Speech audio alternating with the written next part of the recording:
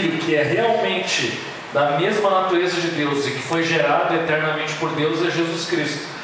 A respeito disso, até tem um pai da igreja que ele é famoso e fundamental para a doutrina cristológica, que se chama Atanásio.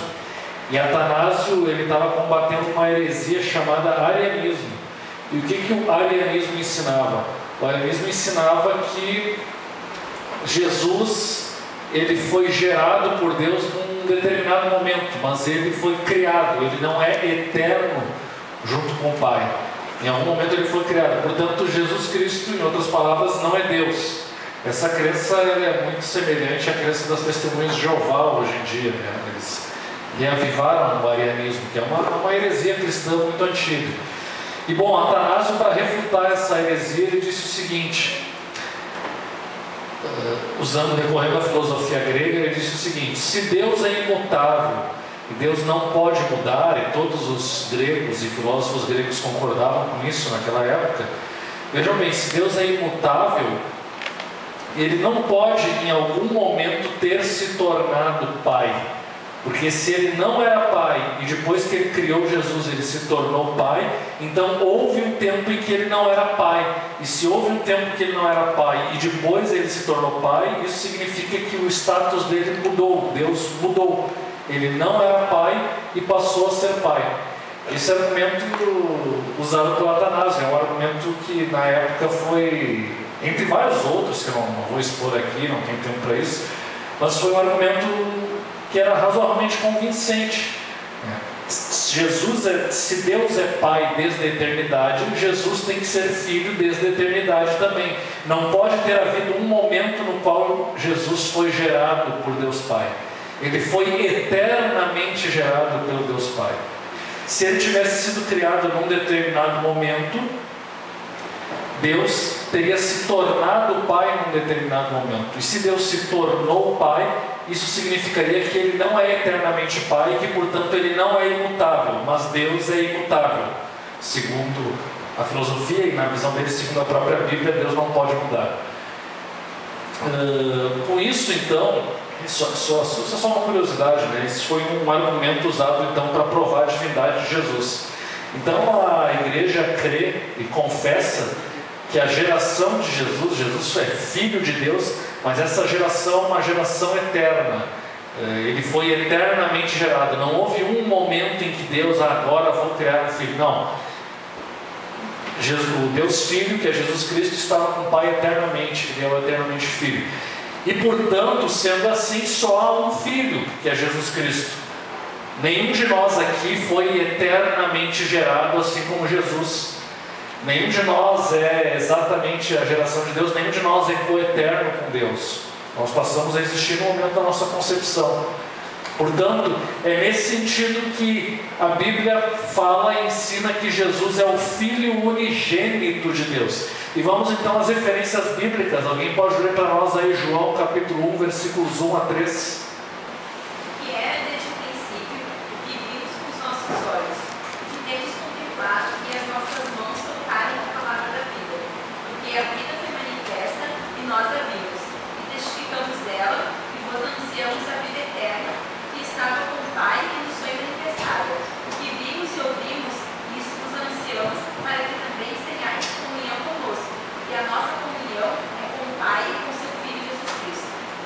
Então aqui nos fala do Filho Jesus Cristo que estava desde a eternidade junto com o Pai.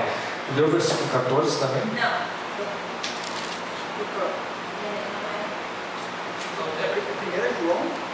Não, é João. O primeiro é João, né? Fala, por isso não... João, no princípio era o verbo, João capítulo 1, versículos 1 a 3. Mas encaixou o texto, viu? Não está muito longe. Encaixou o texto. Do Filho desde a eternidade. João capítulo 1, versículo 1 ao 3. No princípio era o verbo, e o verbo estava com Deus, e o verbo era Deus. Ele estava no princípio com Deus. Todas as coisas foram feitas por intermédio dele, e sem ele, nada do que foi feito se fez. Verso 14.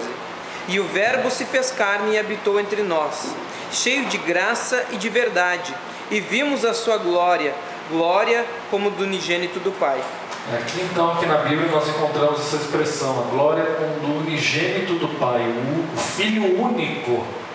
Jesus, nesse sentido, é o Filho único de Deus. Não há ninguém igual a Ele, e nenhum de nós, portanto, podemos reivindicar essa condição de Filho de Deus nesse sentido. Então é por isso que a Bíblia diz que Ele é unigênito, porque somente Jesus Cristo é eterno e natural Filho de Deus. Vamos também para o João 3,16, versículo famosíssimo, conhecidíssimo.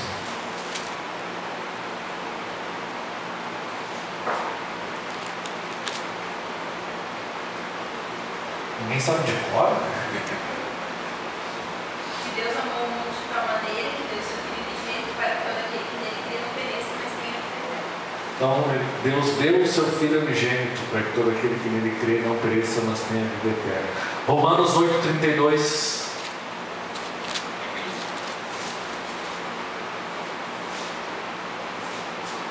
Aquele que não poupou o seu próprio Filho, antes, por todos nós o entregou, porventura não nos dará graciosamente com ele todas as coisas?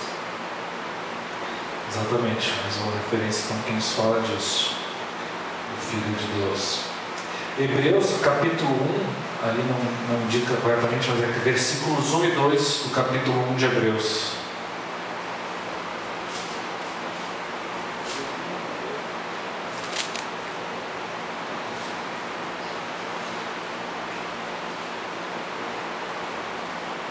Havendo Deus antigamente falado muitas vezes, de muitas maneiras, aos pais pelos profetas, a nós falou-nos nesses últimos dias pelo Filho, a quem constituiu herdeiro de tudo, por quem fez também o mundo. Pelo Filho Deus fez o mundo, esse Filho é herdeiro de tudo, e Deus nos falou pelo Filho nos últimos dias. E agora sim, 1 João capítulo 4, versículo 9.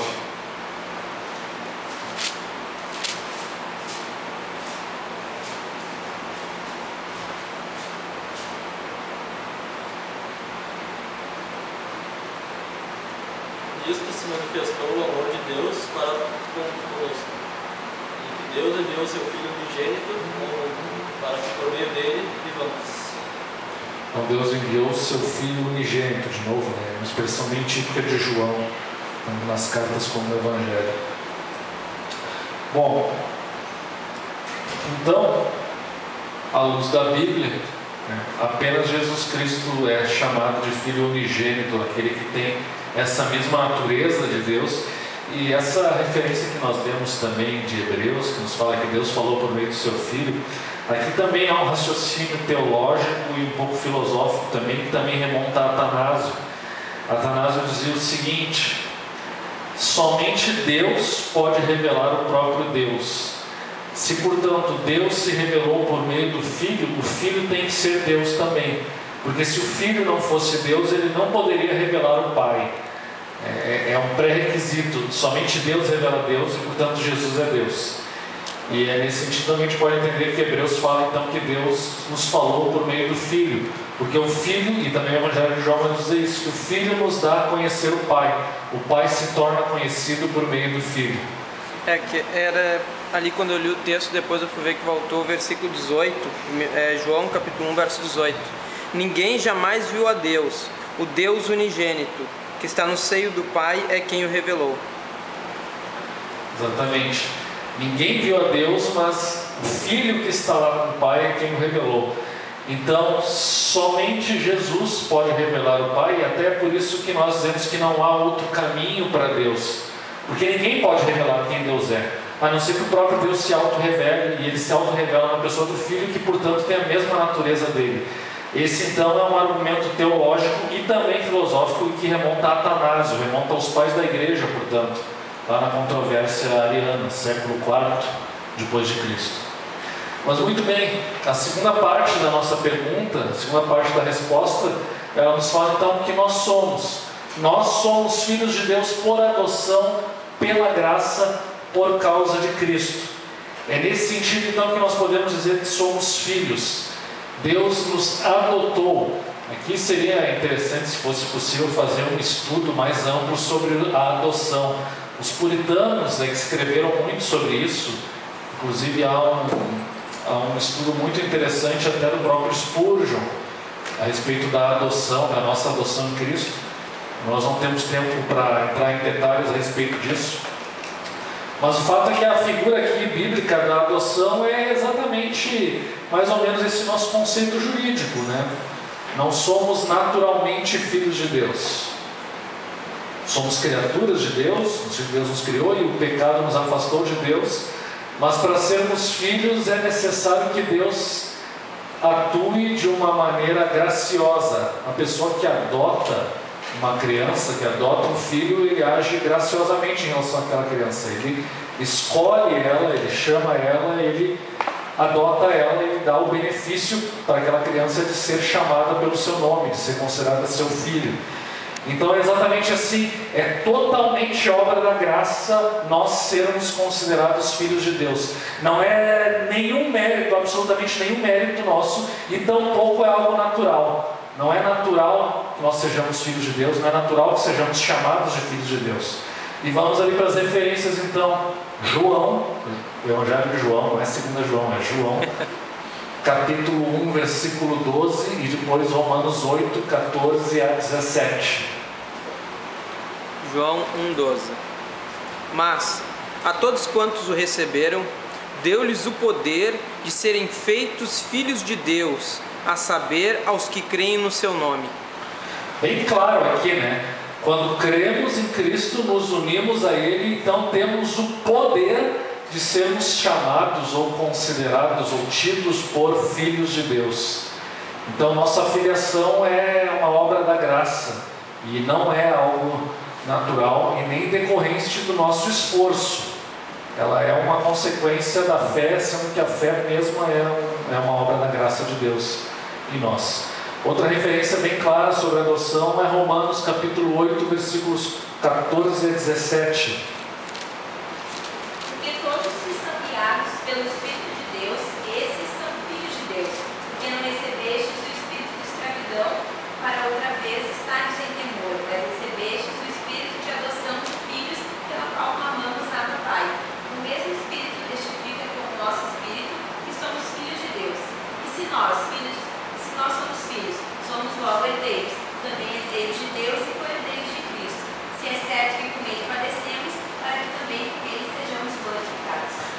Um dos trechos mais belos da carta de Romanos, e talvez também um dos trechos mais completos a respeito da doutrina bíblica da adoção.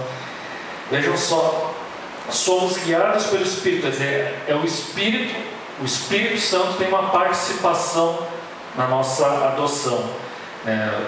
Pelo fato de sermos guiados por Ele, nós já sabemos então que somos filhos de Deus. E o Espírito que nós recebemos nos permite ter uma vida de intimidade com Deus, a ponto de eu poder clamar Abba, Pai. E nós sabemos que o Abba, aqui a palavra do aramaico para pai, é alguma coisa mais ou menos semelhante a paizinho ou papai. É uma palavra íntima. Não é uma coisa piegas, não é uma coisa sentimental, como muitas vezes a gente vê por aí o pessoal falando também, papai, não. Também não é tanto, mas é uma palavra que expressa intimidade, é uma palavra que expressa um relacionamento afetuoso. Agora nós temos um relacionamento que nós temos com Deus por adoção, então não é um relacionamento meramente formal, tu é meu filho, mas isso aqui é só um papel, um pedaço de papel que diz que tu é meu filho. Não. É um relacionamento afetuoso. O Espírito Santo que habita em nós nos tira, digamos, aquele temor ou aquela formalidade do nosso relacionamento com Deus e nos permite ter um relacionamento íntimo. Deus é o nosso paizinho, é o nosso papai, é aquele que nós temos um relacionamento profundo, um relacionamento de pai para filho. E o Espírito então testifica com o nosso espírito que somos filhos de Deus. Então o Espírito Santo nos dá essa convicção da nossa filiação divina. É por meio do Espírito Santo que nós temos a certeza. E se somos filhos, somos também herdeiros de Deus e co-herdeiros com Cristo. Então a doutrina da adoção, ela significa que eu não apenas sou chamado de filho de Deus, mas eu herdo. Assim como na adoção aqui no nosso sistema legal, a pessoa que é adotada, ela tem todos os direitos do filho natural. Então se Jesus é o único filho natural, o filho unigênito de Deus, nós, como adotados, como co-herdeiros, também herdamos o reino, herdamos de uma maneira muito misteriosa, nós herdamos todos os direitos de Jesus também. E é por isso que 1 João vai dizer que nós seremos como Ele, porque veremos Ele como Ele é. De alguma maneira nós vamos participar da própria natureza de Jesus, Filho de Deus. Não que nós vamos ser deuses, não. Isso é impossível. Mas de alguma maneira nós participaremos dessa natureza de Jesus, essa natureza glorificada. E vamos herdar os benefícios, nós somos herdeiros. Só que, vejam só como as pessoas às vezes distorcem a palavra de Deus, né? Elas leem isso aqui e já saem com aquele triunfalismo bobo, né? Eu sou herdeiro, então eu tenho direito, eu sou filho do rei, eu tenho direito a todas as bênçãos e todas as maravilhas, e agora eu vou orar, vou declarar e determinar e vou ter o que eu quero. Não, a palavra de Deus não diz isso, e Romanos não está ensinando isso. O que o Romanos está nos ensinando a respeito da nossa herança? Ele fala o seguinte, vejam no final do versículo: se com ele sofremos, também com ele seremos glorificados. A nossa herança e identificação com Cristo não é meramente uma identificação com a glória de Cristo, é uma identificação com os sofrimentos de Cristo. Se Cristo sofreu, nós também sofreremos. O discípulo, Jesus falou, o discípulo não está acima do seu mestre. Então, Jesus carregou uma cruz, nós também carregaremos uma cruz. Se com ele sofremos, com ele seremos glorificados. A nossa herança nós já recebemos aqui, nós já herdamos os sofrimentos de Cristo, já herdamos a cruz de Cristo, isso já é uma realidade presente. Também já é verdade que nós herdamos coisas da glória futura, sim, já temos uma nova vida em Cristo, já temos o Espírito Santo habitando em nós, Deus já nos dá coisas boas também. Mas o fato é que a nossa herança ela é em tudo, ela não é só em coisas que nós gostaríamos, nós também nos identificamos com o sofrimento de Cristo. E na nossa realidade presente isso é muito evidente. A vida cristã em algum momento haverá um momento de sofrimento, não há como fugir. E o sofrimento, eu não me lembro com quem eu falava sobre isso ontem, foi um professor meu, Wilson Porte, mas ele disse que o sofrimento é uma forma que em toda a história humana Deus sempre usou para trabalhar com as pessoas. O sofrimento é uma forma de crescimento, e eu não falo apenas de crescimento espiritual, mas em relação à vida como um todo. Não é natural não sofrer nessa nossa condição. No futuro não será mais natural, mas na nossa condição atual, o natural é sofrer. E portanto, toda tentativa de eliminar o sofrimento da vida humana é quase que uma espécie de idolatria, porque nós queremos eliminar a forma que Deus usa para se revelar a nós, para falar conosco, para transformar o nosso caráter à semelhança de Cristo. Diga-se de passagem, é o que a nossa sociedade contemporânea faz. Sofre, tu tem depressão, tu tem algum tipo de problema, toma um remédio que tu vai te sentir bem. É a nossa ânsia por não passar por uma situação de dificuldade, por não passar por uma situação de depressão, por uma situação de dificuldade. Nós queremos a solução rápida, fácil e imediata. E portanto nós não aceitamos esse processo que às vezes a própria vida nos traz. E o próprio Deus pode estar nos trazendo. Então não estou dizendo aqui que é bom ser depressivo, que é bom ter doenças mentais, não é disso que eu estou falando. Mas o que eu quero dizer com isso tudo é que os sofrimentos de Cristo de alguma maneira fazem parte da nossa identificação, da nossa adoção, e portanto nós não podemos pura e simplesmente fugir deles. Deus vai nos dar o discernimento para mostrar quando isso é de Deus e quando isso não é de Deus. Mas o fato é que isso ainda faz parte da nossa existência presente. Gálatas capítulo 4, versículo 6. E porque vós sois filhos, enviou Deus ao nosso coração o Espírito do seu Filho, que clama, Abba Pai. Mesma expressão que temos aqui em Romanos 8. Deus, o Espírito no nosso coração clama, Abba Pai. Então aqui também mais um versículo que fala da nossa intimidade enquanto filhos adotados pela graça de Deus.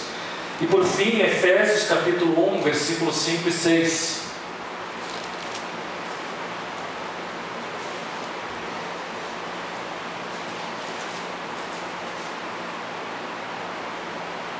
Nos predestinou para Ele, para a adoção de filhos por meio de Jesus Cristo, segundo o beneplácito da sua vontade, para louvor da glória da sua graça, que Ele nos concedeu gratuitamente no amado. Então, tem tantas verdades teológicas nesses dois versículos que eu não posso explicar elas aqui, mas o Gabriel vai explicar na semana que vem quando pregar aqui, né, sobre esse trecho aí de Efésios. Mas basicamente ele está falando aqui que a adoção fala que isso é para a glória de Deus e fala também que isso é pela graça de Deus. Três verdades teológicas fundamentais. Fomos predestinados para sermos adotados, e isso é para a glória de Deus e é feito pela graça de Deus, não pelo nosso esforço, não pelas nossas obras, não pela nossa natureza, não pelo nosso merecimento. E que verdade grandiosa é quando nós pensamos no fato de que Deus nos predestinou para essa adoção. E não só nos predestinou para essa adoção, como o fato também de que essa adoção, ela é para a glória de Deus. Deus é glorificado com isso. É também um pouco misterioso isso, mas Deus é glorificado na medida em que nós somos adotados por Ele. E nossa adoção é para a glória de Deus, não é para a satisfação dos nossos desejos egoístas, mas é para a glória de Deus. Bom, dito isso, alguma pergunta aí sobre essa questão, número 33? Se alguém quer fazer algum comentário ou perguntar alguma coisa? Podemos seguir então para a nossa segunda e última pergunta de hoje. Então, pergunta 34. Por que você o chama de nosso Senhor? Ou em outras palavras, por que chamamos de Jesus de Senhor? Kyrie. Me corrija se eu estiver errado, Gabriel, mas Kyrios ou Kyrios? Kyrios. Por que então nós chamamos ele de Kyrios, Senhor em grego? E a resposta do catecismo: porque ele nos comprou e nos resgatou o corpo e a alma.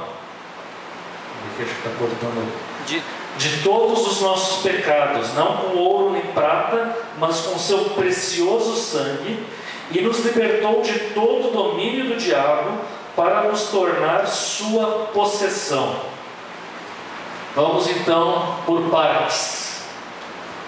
Ele nos comprou e nos resgatou o corpo e a alma. E aí nós temos diversos versículos. Mas antes de nós lermos o versículo, a explicação dessa sentença, ela fala por si mesmo. O próprio Jesus Cristo nos comprou.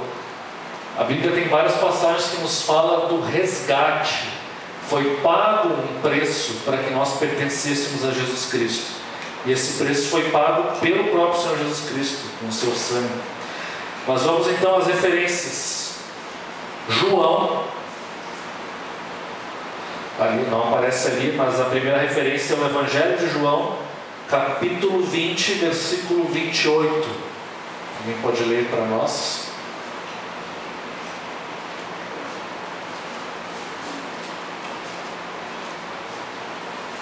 João 20, 28.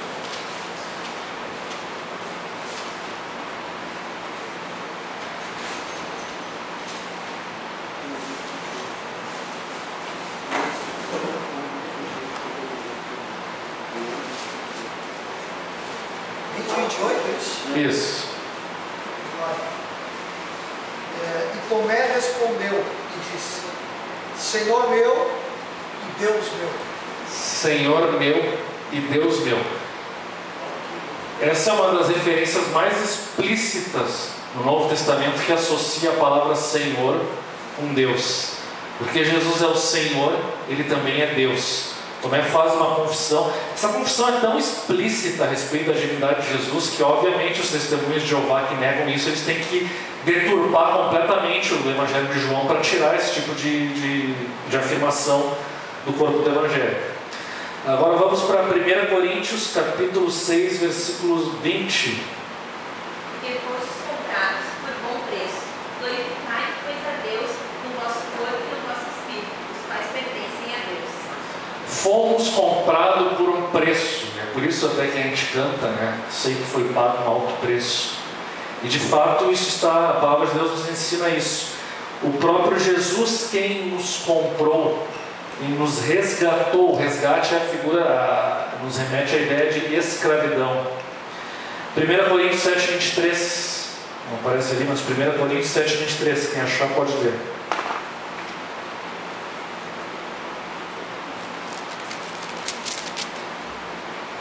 Fostes comprados por bom preço, não vos façais servos dos homens. Não fomos comprados por um preço e não nos façais servos dos homens. Vejam só, aqui ele está nos falando do fato de que se Jesus nos comprou, ou seja, nos resgatou de uma escravidão, eu não posso voltar agora para a escravidão e me tornar servo de homens ou de qualquer outra coisa que seja. Eu fui comprado por Cristo e, portanto, eu pertenço a Cristo e, portanto, Jesus é Senhor. A palavra Senhor, além de tem vários significados. Ela se refere à autoridade, ela se refere às vezes à divindade, ela se refere às vezes a um tratamento respeitoso, e ela também se refere ao proprietário de escravos.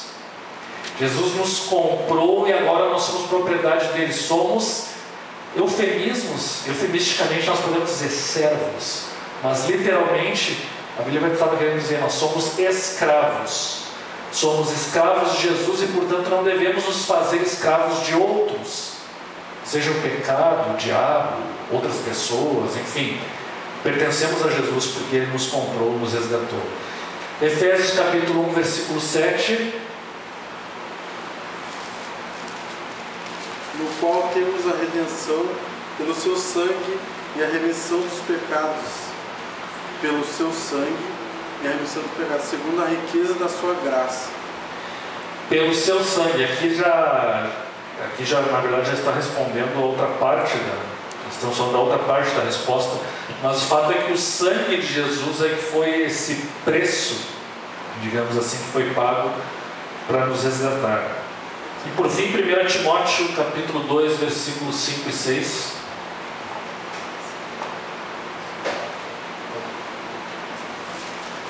Porquanto há um só Deus e um só mediador entre Deus e os homens, Cristo Jesus, homem, o qual assim mesmo se deu em resgate por todos, testemunho que se deve prestar em tempos oportunos. Assim mesmo se deu em resgate por todos, Jesus Cristo. Então, Ele nos comprou e nos resgatou, e o preço foi pago. Ele mesmo foi o preço pago para que nós fôssemos resgatados. Sendo assim, portanto, Ele é o nosso Senhor, é o nosso proprietário. Devemos submissão a Ele, literalmente falando. Esse é um dos significados do termo Senhor, Kyrios. Agora, a segunda parte aqui da resposta, a gente fala que Ele nos comprou, nos resgatou o corpo e alma de todos os nossos pecados, não com ouro nem prata, mas com seu precioso sangue. Nós já lemos aqui algumas referências bíblicas que apontam para isso, mas vamos ler também 1 Pedro, capítulo 1, versículo 18. E também o versículo 19. Sabendo que não foi mediante as coisas corruptíveis, como prata ou ouro, que fostes resgatados do vosso fútil procedimento, que vossos pais vos legaram, mas pelo precioso sangue, como de cordeiro sem defeito e sem mácula, o sangue de Cristo. Em outras palavras, Pedro está dizendo aqui, o preço ele foi muito maior do que qualquer quantidade imaginável de ouro ou de prata, qualquer quantidade de dinheiro. Na verdade, nada, nenhuma riqueza poderia pagar o preço do nosso resgate. O que pagou o preço, e a única coisa que poderia pagar o preço, era o sangue de Jesus Cristo. E é por meio desse sangue, então, que nós somos resgatados da nossa situação desesperadora. O capítulo 2, versículo 9 de 1 Pedro também. Vós, porém, sois raça eleita, sacerdócio real, nação santa, povo de propriedade exclusiva de Deus, a fim de proclamardes as virtudes daquele que vos chamou das trevas para a sua maravilhosa luz. Aqui, propriedade exclusiva de Deus, né? Nos fala algo que nós somos tanto do próprio Jesus como do próprio Deus. Pertencemos a Ele. Satanás não tem mais domínio sobre nós, nem Satanás nem pecado.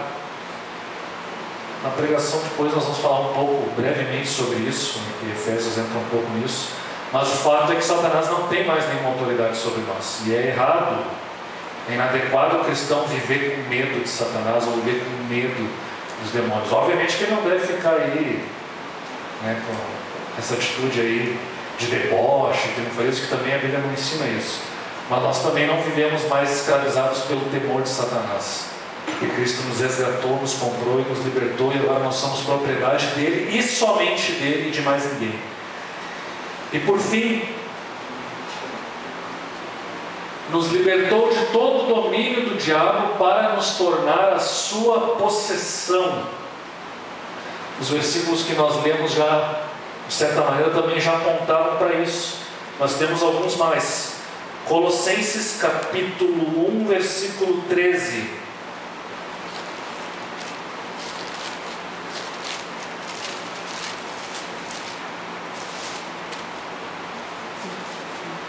Ele nos libertou do império das trevas e nos transportou para o reino do Filho do seu amor. Só 14. O império das trevas. 14 também? Pode ir ao 14 também. No qual temos a redenção e remissão dos pecados. Exato. Então, o reino das trevas, nós estávamos escravizados, né? Isso aqui parece que remete quase àquelas imagens daqueles contos medievais, né? Reino, e aí vem alguém, um príncipe nos salva, nos liberta. Bom, é mais ou menos isso aí, é aquela grande história. Deus nos tirou desse reino de trevas onde nós estávamos escravizados, e agora nós estamos no reino do Filho do seu amor, pertencemos a Ele, portanto. Hebreus capítulo 2, versículos 14 e 15.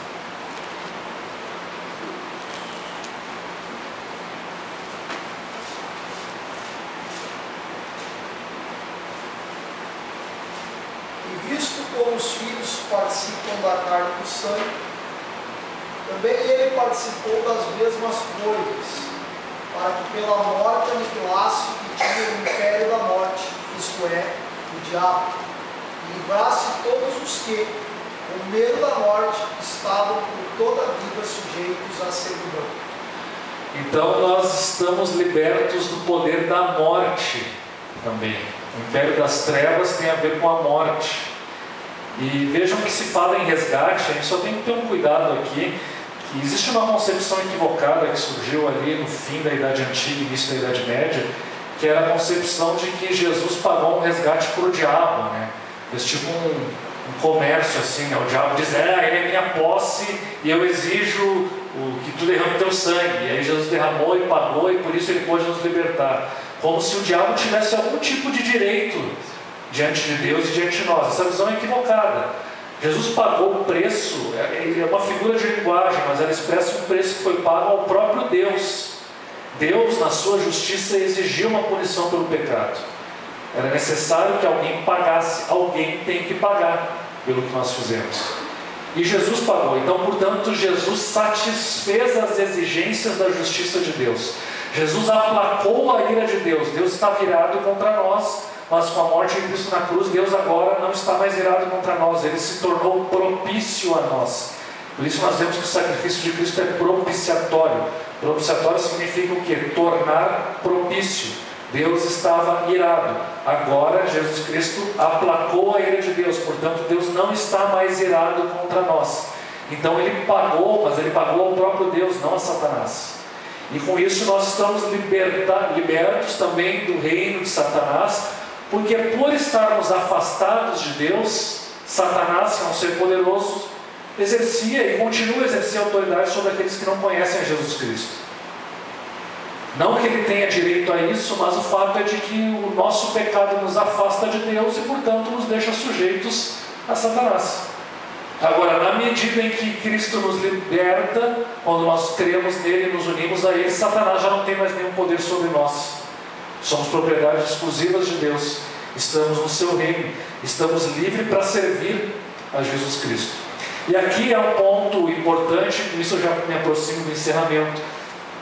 Quando nós falamos na primeira pergunta sobre Jesus como Filho de Deus e nós como filhos adotivos de Deus, estávamos falando sobre o nosso relacionamento com Deus.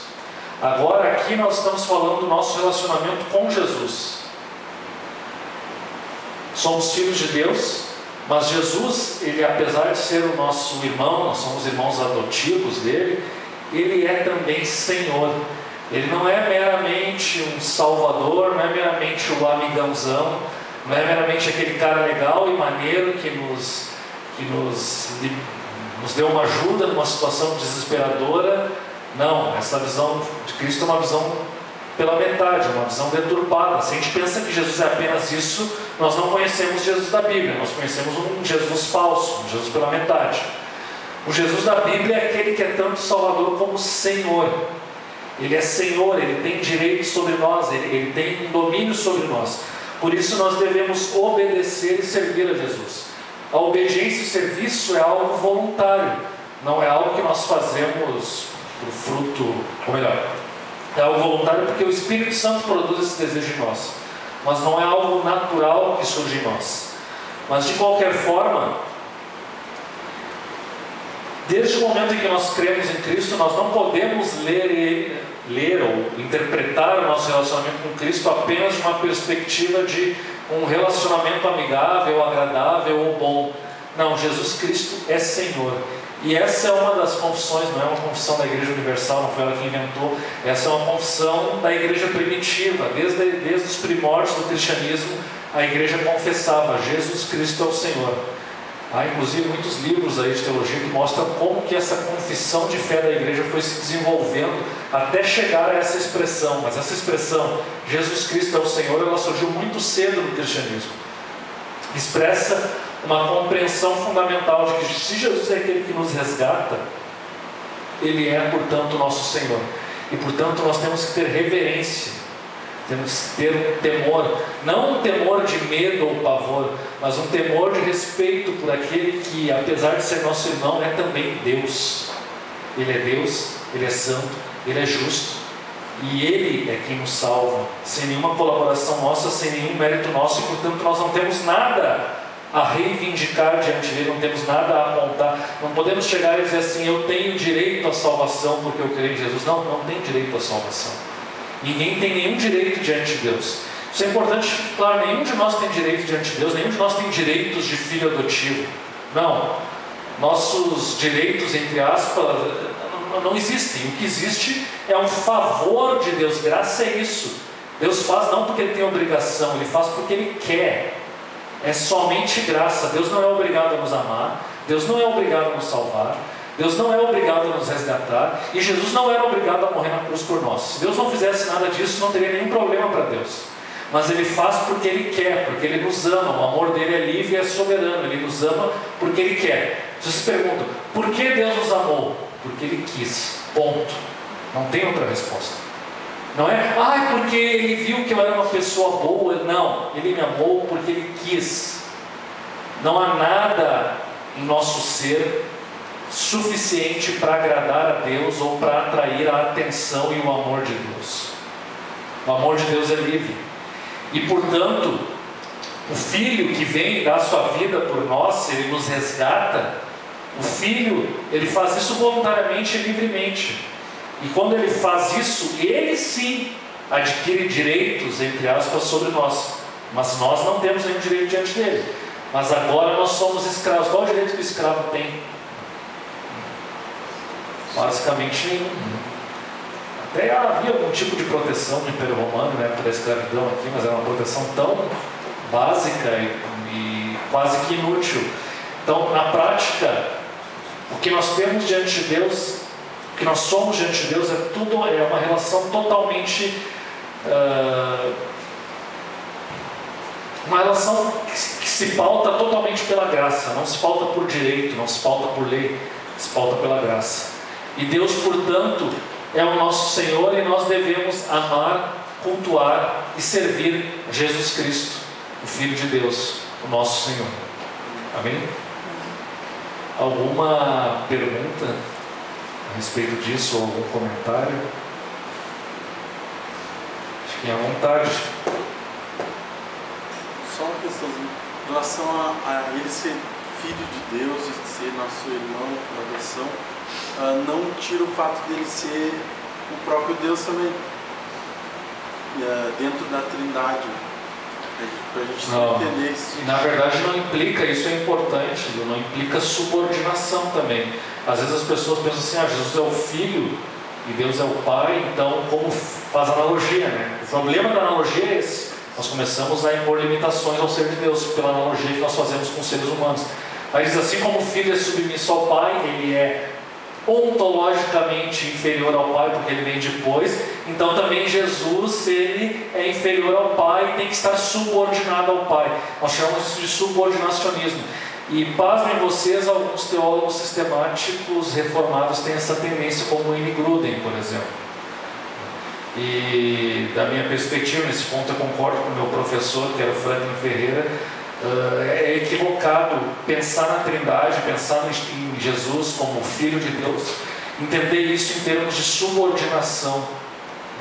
Às vezes as pessoas tentam pegar essa doutrina da Trindade, da subordinação do pai ao filho, do filho ao pai, para tentar aplicar isso ao casamento também, assim como o filho é submisso ao pai, a esposa é submissa ao marido. Eles tentam fundamentar a submissão da mulher ao princípio da Trindade, da subordinação do filho ao pai. Só que assim, a questão do relacionamento da mulher com o marido, é possível fundamentar a subordinação em outros fundamentos de outros argumentos. E o próprio livro de Efésios vai nos mostrar isso. Nós vamos estudar isso quando chegar o momento de pregar Efésios capítulo 5. Então, a autoridade do marido, o relacionamento do marido com a mulher não precisa se fundamentar na Trindade. Ele tem outros fundamentos. É o relacionamento de Cristo com a igreja.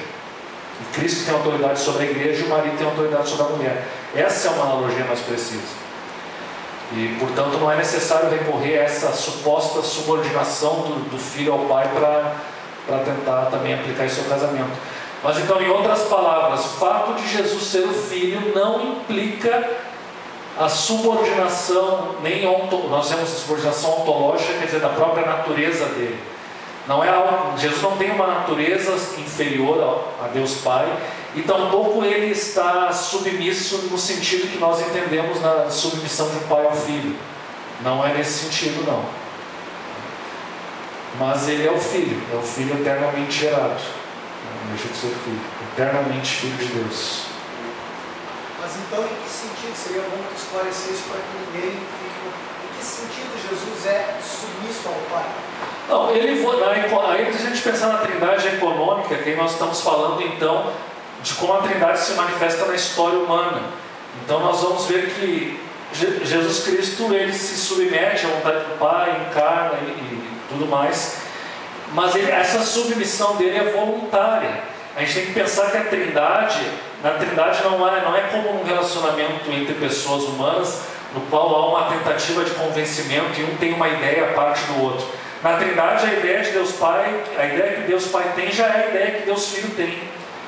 Então, há digamos, na história humana, a Trindade econômica, há uma subordinação, mas no ser de Deus não existe. No ser da Trindade não há essa subordinação. A Trindade, as ações da Trindade, quando a gente fala que o Espírito Santo age de tal maneira, que o Filho age de tal maneira, que o Pai age de tal maneira, nós estamos apenas indicando a forma predominante como cada uma das três pessoas da Trindade atua na história. Mas, na verdade, as ações da Trindade, elas são únicas, no sentido de que os três agem. Não é apenas a ação de um. Os três participam das ações e os três estão numa eterna concordância, uma perfeita concordância. E, portanto, não há nenhum tipo de subordinação e de imposição. Nesse sentido que eu entendo. Claro, tem outras questões mais que poderia explicar, mas aí eu acho que já ficaria um pouco mais complexo e nós não teríamos tempo aqui para tratar detalhadamente disso. Mas se vocês quiserem, pode pesquisar no Google, tem um artigo muito bom que fala a respeito disso. Eu agora não me lembro o nome do autor, acho que é Carl Trueman. Tem um artigo que ele fala a respeito desse problema que está tendo nos Estados Unidos, nessa discussão aí da subordinação do filho ao pai, etc. E obrigado pela pergunta que também não puderam vir e que virão para o culto mais tarde.